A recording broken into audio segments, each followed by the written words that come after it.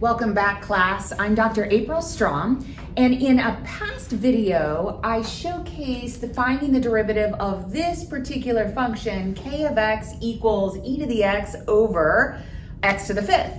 But I did so by rewriting that function as a product and then leveraging the product rule to find the derivative. But imagine that, well, we need to learn the quotient rule. So imagine us leaving this function k of x as is and then needing to use the quotient rule to find the derivative. Now, just as a reminder, we have the quotient rule up here for you. So the quotient rule says, if I have two functions that are in a ratio, so I have an f of x in this case divided by g of x, and I want to take the derivative of that ratio of those two functions, I do it this way. I first take the derivative of the numerator, the top function, multiplied by the denominator function, okay? Subtract then the numerator function multiplied by the derivative of the denominator function. And then I take that whole thing and divide it by the denominator function squared. Notice there is no derivative needed in that denominator of the quotient rule. The two little miniature derivatives are in the numerator. Okay, so let's go forward. I'm going to, again, do a setup equation, and then we'll find the derivative of all the pieces. So here's my setup. I am leaving the function here. My numerator function will be e to the x. My denominator function will be x to the fifth.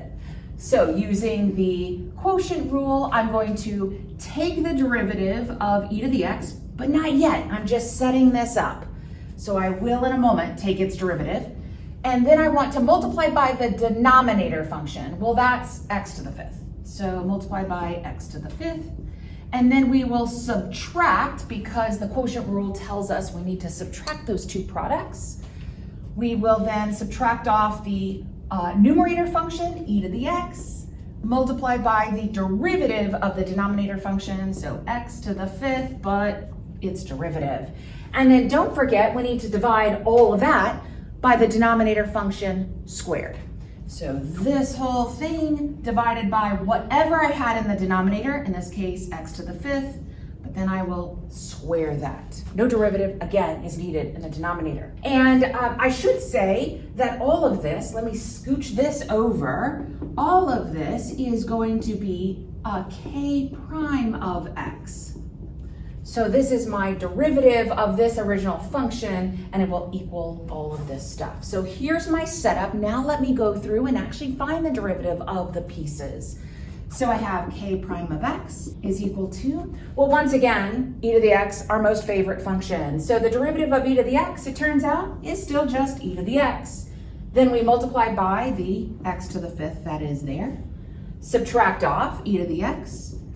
Multiplied by x to the fifth's derivative, but once again, that's a power function, so we're going to use the power rule. So bring the 5 down in front, subtract 1 from the power, so I have a new function, 5x to the fourth.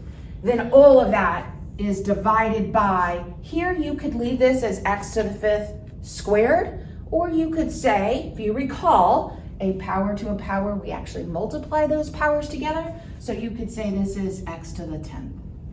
Now, in some situations, you might need to simplify this particular function that we have here. In this case, my objective was just to find the derivative. If you needed to simplify, you might think about how to factor things, how to divide some things out to reduce down. But here, since I'm done with the derivative, I will just box this and be done with the derivative using the particular quotient rule for that function. So not all quotients here that were formed as a function from dividing two previous functions can be morphed into a product rule. Instead, sometimes we need to leave the quotients as is. So that's why I wanted to practice a little bit of the quotient rule. In my next video, I will showcase a little bit more complicated function that would involve the quotient rule as well, just to give you some more practice. So if you appreciated this video and found some value, please be sure to like the video and also subscribe to our channel so you have more videos in the future. Thanks.